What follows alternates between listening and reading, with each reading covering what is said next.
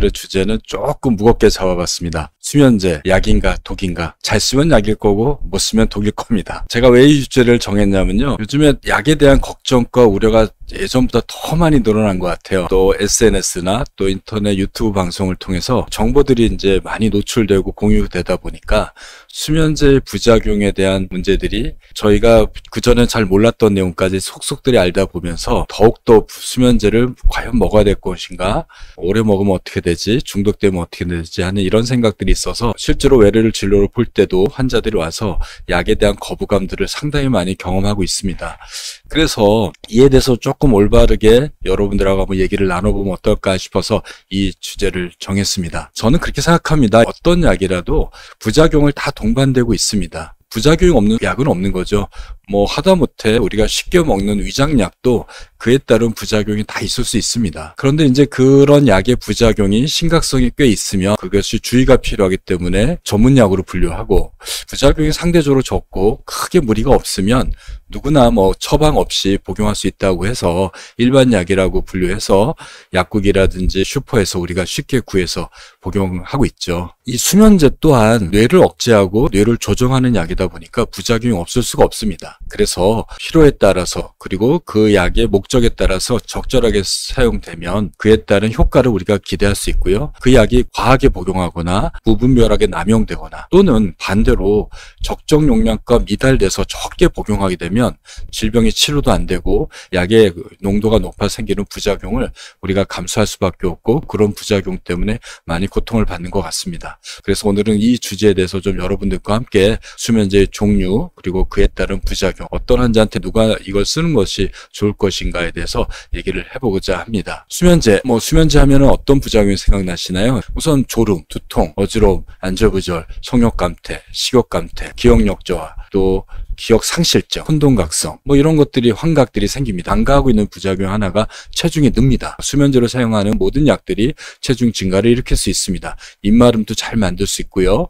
또 노인들한테 문제가 되는 균형장애나 근육의 위화로 낙상의 위험이 굉장히 높습니다. 또 위장장애도 변비도 잘 생기고요, 미식거림이 잘 생길 수 있습니다. 그 외에도요, 의존과 내성, 남용들이 생길 수 있습니다. 이 내성이라는 거는 우리 몸에서 약을 복용하게 되면 콩팥으로 대사되기도 하고 간으로 대사되는데, 특히 간으로 약으로 대사될 때는 약을 처리하는 화학 공장들이 수천 개가 있습니다. 그 공장을 통과하고 나면 약은 더 이상 기능을 안 하고 배출이 되게 됩니다. 그런데 처음에 약을 복용하게 되면 처음 들어온 약이니까 공장에서는 처리 속도가 천천히 돌립니다. 그러니까 약이 원래 예상했던 시간만큼 작동하게 됩니다. 근데 그게 한 달 이상 계속 복용하게 되면 약의 공장이, 노동자들이, 공장 근로자들이 작업 속도가 빨라진 거죠. 그래서 약을 빨리빨리 처리하기 시작합니다. 그러면 약을 복용해도 몸에서 약이 처리가 빨라지니까 농도가 낮아지는 일이 생깁니다. 이걸 내성이라고 얘기를 합니다. 그러니까 우리가 같은 효과를 내기 위해서는 약의 농도가 조금씩 올라가야 되는 거죠. 근데 처음하고 같은 약을 먹었으니까 약효가 없거나 약효가 작은 것처럼 느끼는 현상을 내성이라고 얘기를 합니다. 우리가 쓰는 수면제 중에 벤조디아제핀 계열의 약물이라든지 이런 약물들이 대표적으로 내성이 잘 일으키는 약물입니다. 그래서 간으로 대부분 대사되고 있기 때문에 우리가 오래 먹게 되면 약의 농도가 낮아지고 같은 효과를 나타나기 위해서는 농도를 높여야 되는 일이 생겨요.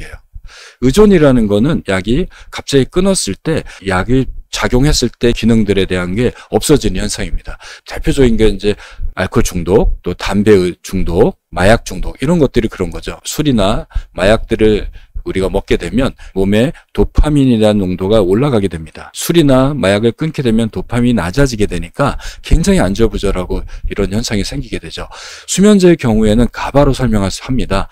뇌가 굉장히 깨어있을 때는 잘 작동되다가 잠잘 때는 수면 중추에서 가바라는 물질이 나와야 돼요. 그래서 각성을 일으키는 부위를 억제하는 겁니다. 가바는 뇌를 억제하는 물질이죠. 그런데 수면제를 복용하게 되면 이 수면제에 의해서 가바가 생성이 되고 가바 수용체가 자극이 돼서 뇌신경을 억제하게 됩니다. 그러면 정상적으로 우리 뇌에서는 가바 농도가 높다고 생각되니까 자체적으로 가바를 안 만들게 돼요. 그러다가 약을 갑자기 끊게 되면 어떻게 되죠? 약에 의해서 가바도 생성 안 되고 우리 몸에서 가바를 만들 준비도 안 하고 있으니 뇌에 가바가 없는 겁니다. 밤이 되면 가바가 나와서 뇌가 꺼져야 되는데 가바가 안 나오니까 우리는 잠을 못 자게 되는, 즉 반동성 불면증이 생기게 됩니다. 그래서 이런 문제로 인해서 자꾸 약을 늘리게 되거나 약을 더 먹게 되거나 이런 일이 생기게 됩니다. 그래서 불면증이 생기면 수면제를 복용하게 되고 이런 내성과 의존에 의해서 약을 올리게 되고 교체하게 되고, 그러면 또 불안하니까 수면제를 안 먹게 되면 다시 불면증이 악화돼서 다시 약을 먹게 되고 나중에는 약을 없이는 못 자는 만성 불면증 상태로 지속된다고 할 수 있겠습니다. 그런데 이 우리가 원하는 거는 자는 동안에만 가바가 나와서 뇌를 억제하고 싶은데 약이라는 게 어떻게 그런가요? 내가 원하는 시간만큼 딱 작동하고 끝난가요? 아니죠. 어떤 약들은 뭐 이틀 가고 3일 가니까 낮에도 깨어있을 때도 가바가 만들어지게 돼요. 약의 농도가 남아있으니까 가바가 만들어지게 되면서 기억력을 잃게 되고 뇌가 적절하게 자극이나 주변 환경을 인식하지 못하기 때문에 환각과 환청이 생기게 되고, 어떤 경우에는 일을 하게 되는데 활동을 다 했는데 기억이 하나도 안 나는 일과성 전기억 상실증이 생기게 되고 또 기억력이 떨어질 수밖에 없고요. 낮에 낙성이 생길 수 있습니다. 이제 약을 좀 공부해 봐야 될 것 같습니다. 우리가 뇌는 저절로 깨어나는 건 아닙니다. 우리가 뇌가 자고 깨는 거는 시상하부라는 부위에 아주 작은 신경 알갱이가 있는데 그게 생체시계죠. 걔가 켜지고 꺼지고 하면서 우리는 자고 깹니다. 그 생체시계가 켜지게 되면 지금 여기 보이시나요? 히스타민, 세로토닌, 노르에피네프린, 아드레날린이죠. 이런 것들이 얘네들이 분비가 쫙 됩니다. 생체시계가 켜져서 얘를 분비시키면 결과적으로 뇌는 아세틸콜린이라는 걸 분비해서 뇌가 깨어나는 겁니다. 즉 뇌는 아세틸콜린이 나와서 깨어나는 건데 그 시작은 생체시계고, 아세틸콜린을 많이 만들어주는 부위가 히스타민, 세로토닌, 노르에피네프린, 아드레날린 이런 겁니다. 그래서 얘네들이 생체시계가 켜지면 적절하게 나와서 뇌를 깨워요. 그리고 얘네들이 자꾸 꺼지게 되니까 올렉신이라는 게 나와서 여기에 보이는 올렉신이 나와서요. 얘네들이 생체시계가 켜져 있을 때 이런 세로토닌, 아드레날린이 계속 나오도록 도와주는 일을 합니다. 계속 자극을 주는 일을 하는 거죠. 이렇게 해서 우리가 이 뇌가 깨어 있습니다. 그런데 생체시계가 밤이 되면 꺼지잖아요. 더 이상 작동 안 하고 생체시계가 꺼지게 되면 이 VLPO라고 하는 부위가 있어요. 이게 뇌에서 수면 중추라고 할 수 있는데 얘네들이 가바가 나와서요. 얘네들을 각성 시스템 다 꺼버리는 겁니다. 즉 생체시계가 꺼지면 이 수면 중추에서 가바가 나와서 얘네들을 끄는 거죠. 이렇게 정리가 할 수 있겠습니다. 그래서 수면제는 바로 지금 말씀드렸던 잘 때 생체시계가 꺼지고 뇌가 가바가 나와서 각성 시스템을 다 완전히 꺼지게 하는 약물이 바로 벤조디아제핀 계열의 약물입니다. 여기에는 뭐가 들어갈까요? 여러분들이 잘 아는 아티반, 로라제팜이죠. 리보트릴, 크로나제팜이죠. 디아제팜, 바림이죠.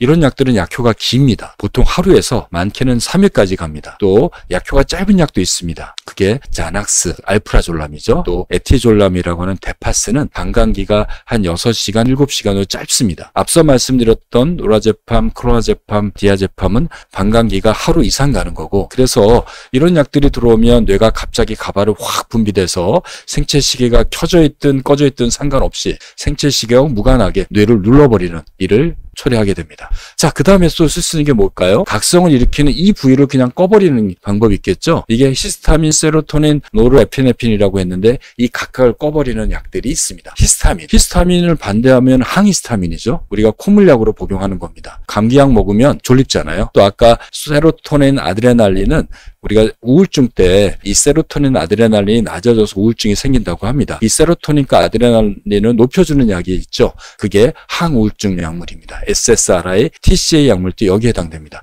이런 약물들이 들어가면 이 각성 중에 다를 꺼주지 못하고 세로토닌 또는 아드레날린을 조금 억제하는, 우리가 우울증 때 쓰는 약은 이걸 높여주기도 하지만 일부 다른 수용체를 건들면 이걸 꺼주는 효과가 있습니다. 그래서 우울증 약물들이 다 수면을 유도하는 것이 아니고 뭐 트라조던이라든지 멀타자핀, 레메놀이라는 약물들은 이 중에 세로토닌, 아드레날린의 농도를 높여주지만 또 수면과 관련되는 부위를 꺼버리는 효과가 또 다른 작용을 있어서 이런 약물을 쓰면 수면을 좀 유도시키는 약물입니다. 우리가 수면제로 쓸 수 있는 게 멜라토닌 제제입니다. 생체시계가 꺼지게 되면 통과체에서 멜라토닌이 분비가 돼서 생체 시계를 완전히 꺼버리는 효과를 나타내게 됩니다. 그래서 멜라토닌을 인위적으로 외부적으로 복용하게 되면 잠을 들게 하고 자고 깨는 리듬을 조절하기 때문에 여기에 멜라토닌을 사용하게 되면 이런 약들은 정상적인 자고 깨는 이 과정을 그대로 그리고 잘 때 그걸 도와주고 생체 시계가 꺼지게 하니까 굉장히 생리적인 거죠. 억지로 벤조처럼 억지로 생체 시계가 켜져 있는데 가바를 나와서 끄게 하는 약이 아닌 겁니다. 이런 약물들이 우리가 쓸 수 있는 약물이라고 할 수 있겠습니다. 여기에 또 올렉신 기량제가 있는데 아까 각성 시스템을 도와주는 게 올렉신인데 불면증 환자들 올렉신 농도가 밤에도 높아진 게 확인이 돼서 최근에는 미국에서나 유럽에서는 올렉신을 억제하는 약이 밤에 먹으면 잠을 잘 자요. 그리고 또 벤조디아제핀이 갖고 있는 여러 가지 부작용이 별로 없이 안전하게 쓸 수 있는 약이 4종류가 나와 있습니다. 한국에는 아직 하나도 안 들어와 있습니다. 이 약이 들어오려고 노력하고 있고 저도 지금 이와 관련된 임상 연구를 하고 있는데 한국에 들어오려고요. 근데 약가가 너무 비싸서 아마 한국에 들어올런지는 잘 모르겠습니다. 여러분들이 많이 응원해 주시면 들어오지 않을까 싶습니다. 그래서 미국에서 수면제로 분류하는 약이 이렇게 분류됩니다. 벤조 수용체 작용제, 아까 말씀드렸죠? 아티반, 로라제팜, 클로나제팜, 디아제팜, 프로나제팜 이런 약들입니다. 그리고 또 하나가 비벤조 중에 여기가 또 들어가요. 졸피뎀이 여기 대표적이죠. 졸피클론, 잘레플론, 졸피뎀이니까 이걸 묶어서 삼형제를 G드럭이라고 G약물이라고 얘기를 합니다. 이거는 약은 거의 똑같은데 작용시간이 제일 짧은 1시간 반감기 1시간인 게 잘레플론, 한 4시간에 5시간인 게 졸피뎀, 7시간 가는 게 졸피클론, 요 삼형제가 있습니다. 멜라토닌 수용체 아까 말씀드린 데 있고 히스타민 수용체 억제하는 약, 올렉신 수용체, 기량제 이런 약들이 나옵니다. 우리나라의 수면제 분류표입니다. 벤조, 비벤조는 아까 말한 대로 벤조 중에 G약물만 포함된 걸 비벤조라고 하고요. 멜라토닌, 히스타민으로 나눕니다. 벤조를 조금 공부해 보겠습니다. 시중에 가바가 나오는데요. 가바는 먹으면 뇌로 전달이 안 됩니다. 하지만 벤조디아제핀은 지질이 많이 붙어 있어서 지질 친화성이 있어서 뇌로 전달이 되게 쉽게 돼요. 금방 흡수가 됩니다. 벤조디아제핀 계열의 약물을 먹으면 빠르게 뇌로 전달돼서 작동하게 됩니다. 알파1, 알파2, 알파3로 나누는데 알파1이 수면 효과, 또 알파2가 항불안 효과, 알파3가 근이완 효과가 있습니다. 그러니까 수면제, 아티반, 또 리보트릴이라고 하는 약들을 먹으면 잠도 들어요. 또 마음도 진정돼요. 근육도 이완돼요. 그래서 병원에 가서 근육통이 많을 때 리보트릴이라고 하는 클로나제팜을 소량을 처방하는 경우도 있는데 근육 이완 효과 때문에 씁니다. 또 정신과 같은 데서 불안장애 환자들이 밤에만 불안한 게 아니고 낮에도 불안하니까 약효가 긴 약을 씁니다. 이런 분들은 불안이 높으니까 이런 약을 쓰더라도 불안이 높으니까 밤에도 못 자고 낮에도 더 긴장돼 있거든요. 그래서 전체를 조금 낮춰주기 위해서 이런 약을 쓰게 되면 긴장도가 많이 떨어지고 또 우울증 환자에서도 불안 증상을 개선하기 위해서 사용하게 됩니다. 그런데 이 알파1 수면 효과에만 선택적으로 작동되는 약이 들어가 있어요. 이런 약물들이 G약물입니다. 얘네들은 항불안 효과도 없고요. 근이완 효과도 전혀 없습니다. 그래서 여러분들이 약효에 따라서 우울증이나 불안장애가 심했을 때는 좀 약효가 긴 거를 써서 낮에도 높아 있고 밤에도 높아 있는 긴장도를 낮춰줘야지 밤에도 조금 자고 낮에도 긴장이 떨어지는 효과를 기대하려고 쓰게 됩니다. 말씀드린 로라제팜이나 아티반이나 클로나제팜이 나쁜 약이 아니고 그에 해당되면 굉장히 효과가 좋을 수 있습니다. 벤조 약물들을 쓰게 되면 가바가 계속 나와 있고 그 농도가 높으니까 이 깊은 잠도 잘 안 들어가요. 그리고 꿈꾸는 잠으로 스위치가 돼야 되는데 가바 농도가 높으니까 꿈꾸는 잠도 안 들어가요. 그러니까 수면제를 복용하게 되면 잠은 빨리 들립니다. 잠복 시간이 빨라지지만 2단계 중간 얕은 잠은 증가되지만 서파 수면, 깊은 잠이 없어지고요. 렘 수면이 줄게 됩니다. 또 하나는 대부분의 약들이 약효가 좀 기니까 낮에 졸리고 낙상의 우려가 있고 기억상실증, 인지장애가 있고 농도가 높으면 뇌의 호흡 중추를 억제하고 심장을 느리게 뛰고 혈압을 낮추는 효과가 있고 내성과 습관성을 가질 수밖에 없습니다. 따라서 불안장애나 심각한 우울증이 있는 환자들한테는 워낙 교감신경이 항진돼 있어서 약을 좀 써도 이와 같은 부작용이 크게 없습니다. 너무 흥분돼 있으니까 조금만 낮춰놓어도 정상화되는 거죠. 하지만 그렇지 않은 사람들이 용량을 과도하게 복용하거나 부분별하게 복용하게 되면 이런 부작용이 생길 수 있는 겁니다. 수면제 부작용 중에 낙상이 굉장히 큽니다. 수면제를 매일 복용하는 사람이 약 40%가 낙상이 있고요. 노인들의 경우에 이렇게 낙상 우려가 굉장히 큽니다. 수면제 먹고 아침에 피곤하고 새벽에 졸린 상태에서 화장실 가려다 꽈당 넘어지거나 아침에 일어나서 어지럽고 비틀거려서 넘어지는 일이 잘 생기죠. 기억상실증 잘 생깁니다. 아침에 있었던 일을 오후에 기억을 못한다든지 조금 전에 했던 일을 기억 못하는 생기는 일이 나이 들어서가 아니라 약을 먹었기 때문에 더 잘 생길 수도 있죠. 목류병, 수면 섭취 장애도 잘 생깁니다. 수면제를 복용하게 되면 뇌가 깨나지도 못하기 때문에 일어나서 자기는 기억 못하는데 이상한 행동을 하게 됩니다. 또 하나는 수면제를 자주 복용하면 음식을 먹는 일이 생겨요. 나도 모르게요. 그래서 한 3개월 복용하게 되면 매일 복용한 사람이 약 30%에서 20%가 나가서 음식을 섭취하고 기억을 못하는 일이 잘 생깁니다. 수면제 복용하면 치매 잘 생기죠. 이게 수면제를 복용하면 나이가 들수록 치매가 높아진다는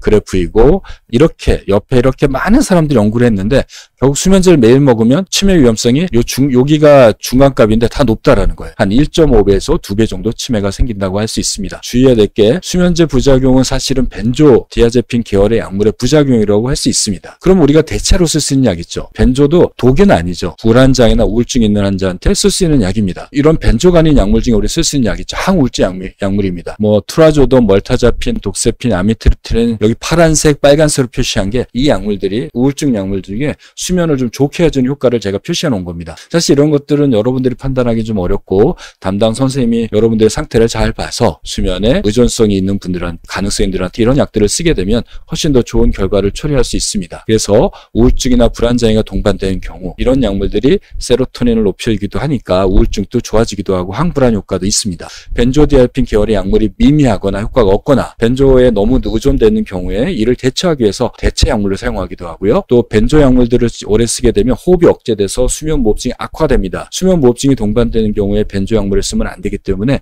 그런 경우에 대체로 쓸 수 있는 약물들이 항우울제 약물입니다. 세 번째로 쓸 수 있는 약이 멜라토닌입니다. 55세가 되면 점차 줄면서 55세 되면 절반으로 줄고 10세가 넘어가면 3분의 1로 줍니다. 그래서 멜라토닌은 나이 든 사람한테 효과가 있어요. 젊은 사람들은 멜라토닌 먹으면 이미 자기한테 많이 나와요. 다만 언제 나오냐가 문제죠. 좀 늦게 나오기도 하고 일찍 나오는 게 문제가 있어서 젊은 사람들의 멜라토닌은 잠을 자는 게 아니라 자는 시간을 앞으로 당기거나 뒤로 밀 때 멜라토닌을 좀 늦게 먹고 빨리 먹어서 잠자는 시간을 조정할 때 씁니다. 55세가 넘어가면 멜라토닌 분비가 안 되기 때문에 이런 분들한테는 도움이 될 수 있습니다. 하지만 불면증이 멜라토닌이 분비가 안 돼서 오는 사람들이 얼마나 있을까요? 그보다는 잘못된 수면 습관, 잠에 대한 걱정, 불안, 긴장이 원인이기 때문에 사실 멜라토닌의 수면 효과가 강하지 않아서 말씀드린 다른 요인, 불안, 긴장, 잘못된 수면 습관 때문에 생기는 불면증한테는 별 도움이 안 되는 거죠. 나이가 들어서 다른 요인이 없는데 그냥 잠이 안 오는 분들한테는 도움이 될 수 있고 보통 일주일에서 2주는 복용해야 되고 같은 시간에 복용해야 됩니다. 멜라토닌 얘기를 하면서 국내와 미국에서 나오는 약이 좀 다릅니다. 미국에서 판매가 되고 유럽에서 판매가 되는 약은 속방형입니다. 이거는 건강기능식품으로 돼 있어서 약 먹으면 한 30분 정도면 거의 최고 농도를 찍습니다. 뇌에서요. 1시간 되면 거의 없어져요. 그러니까 먹으면 금방 효과가 나타나요. 그러니까 멜라토닌이 잠드는데 효과가 있으니까 먹으면 빨리 효과가 나타나죠. 두 번째는 자는 시간을 조정하니까 두 가지 효과를 다 나타낼 수 있습니다. 국내에서 들어온 멜라토닌은 이런 게 아니고요. 국내에서 처방되는 건 전문약으로 분류되어 있는데 얘네들은 7시간 동안 분비가 되도록 지속적으로 분비대로 서서히 분비되는 약, 서방정이라고요. 약을 먹으면 찔끔찔끔 분비되다가 1시간 지나면 조금 많이 분비되는 약이에요. 그러니까 농도가 이게 앞에서 보시는 대로 이게 속방형입니다. 1~2시간 지나면 없어져요. 미국에서 가져오는 약.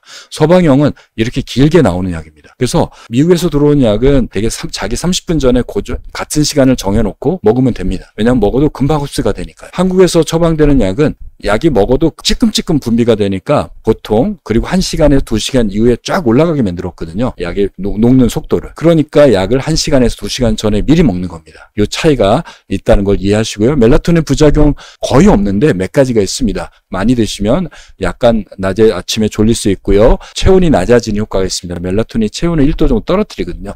꿈을 많이 꿀 수도 있습니다. 그래서 악몽이 많은 사람들은 복용하셔서는 안 됩니다.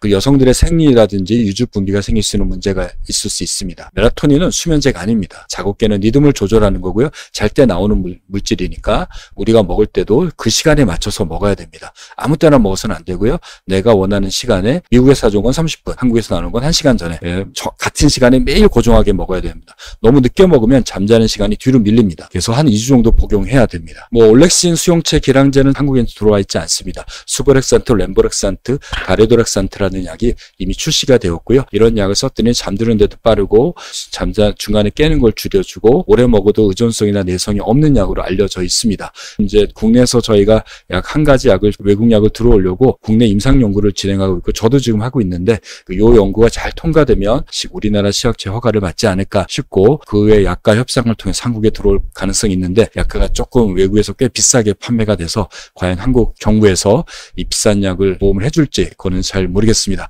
수면제와 수면 유도제 많이 쓰는데요. 수면 유도제라는 용어는 없습니다. 의학적으로요. 사람들이 수면제에 대한 걱정이 너무 많다 보니까 병원에서나 또 약국에서 조금 이건 안전한 거예요. 하지만 수면에 도움이 돼요. 라는 용어로 수면 유도제라는 용어를 만든 겁니다. 의학적으로는 전혀 없는 용어입니다. 그래서 수면제라는 거는 식약처에서 승인된 불면증에 쓰는 약물, 오늘 제가 설명드린 약이에요. 벤조디아제핀, 항우울증 약물, 멜라토닌, 항히스타민, 그 다음에 올렉신 기량제가 되겠죠. 그런데 불면증에 쓸 수 있는데 약의 부작용이 적으니까 약국에서 구할 수 있는 게 있습니다. 여러분들이 그냥 약국 가서 수면 때문에 처방받는 게 항히스타민이 그게 수면 효과가 조금 높은 약을 처방을 받아요. 그 다음에 불면증 효과가 있다고 알려져 적응증이라고 허가된 사항은 아닌데 수면 효과가 있는 약물이 있습니다. 처방이 필요한 거죠. 우울증 약물 중에 일부 약들 또 통증 때문에 사용되는 뉴론틴, 프레가발렌, 리리카가 여기에 해당됩니다. 그 다음에 건강기능식품이 있죠. 우리나라 식약처에서 4가지 성분을 수면에 도움이 되는 건강기능식품으로 허가가 됐습니다. 미강, 감태,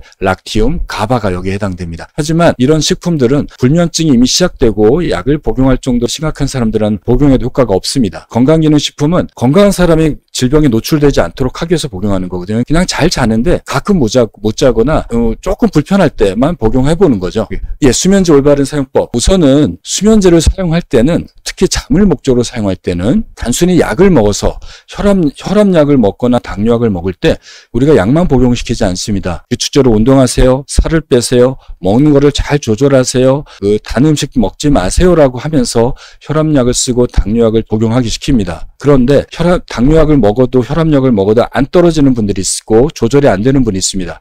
되게 저도 물어보면 음식이 관리가 안 돼요. 운동 조절이 안 돼요. 생활이 불규칙해요. 그렇죠? 그렇게 됩니다. 수면제 또한 그렇습니다. 잠을 못 자는 거는 잘못된 수면 습관, 잠에 대한 과도한 걱정, 불안, 또 주변의 수면을 나쁘게 하는 환경들, 그게 사람일 수도 있고 물질일 수도 있습니다. 그런 것들 때문에 불면증이 생기는 거거든요. 혈압약을 먹을 때 운동을 병행하지 않고 당뇨약을 먹을 때 식사를 조절하지 않으면 약이 안 듣고 약이 느는 것처럼 수면제 또한 그렇습니다. 여러분들이 좋은 수면 습관을 유지하고 올바른 수면 환경을 만들고 잠에 대한 걱정을 내려놓는 치료를 하면서 약을 복용할 때 그 효과가 뛰어나게 되고요. 당뇨약이나 혈압약처럼 운동과 식이 조절을 잘하게 되면 약을 끊는 것처럼 본인의 좋은 수면 습관이 유지되면 약을 끊을 수도 있습니다. 그래서 스스로 약은 불면증을 스스로 극복하지 못하거나 불안장애나 우울증이 동반될 때 쓸 수 있는 겁니다. 그리고 약을 복용할 때는 동시에 수면 습관 훈련을 열심히 하고 수면 위생, 제가 얘기 드리는 취침 루틴을 잘 하고요. 적은 용량부터 가능한 매일 복용하지 않도록 해야 되고 잠들기 30분 전에 복용하는 것이 아니라 기상시간으로부터 7시간이나 8시간 전에 복용하는 겁니다. 약을 수면제 먹는 분들이 일찍 자고 싶어서 7시, 8시부터 약을 먹기 시작하고 실제 자는 거는 그로부터 3시간, 4시간의 눈으로부터 보고 있습니다. 그래서 이런 수면제는 자고 싶은 시간에 먹는 것이 아니라 내가 자야 할 시간에 복용하는 겁니다. 자야 할 시간은 언제냐면요. 아침에 기상시간을 정하시고 그로부터 7시간, 8시간 전입니다. 그게 내 취침 시간입니다. 그러면 약은 30분 전에 복용하시면 됩니다. 내가 빨리 자고 싶다고 빨리 먹는 게 아닌 거죠. 올바른 수면 습관을 갖는 게 수면제를 복용할 때 가장 중요한 핵심입니다. 약은 단기로 사용해야 되고 수면제 종류도 여러 종류가 있고 또 그거에 따라서 부작용이 적고 많을 수 있습니다. 여러분들이 담당 선생님하고 약을 처방을 받을 때 그에 대한 상의를 하시면서 나에 맞는 약을 잘 선택하면 좋을 것 같습니다. 벤조도 무조건 나쁜 것이 아닙니다.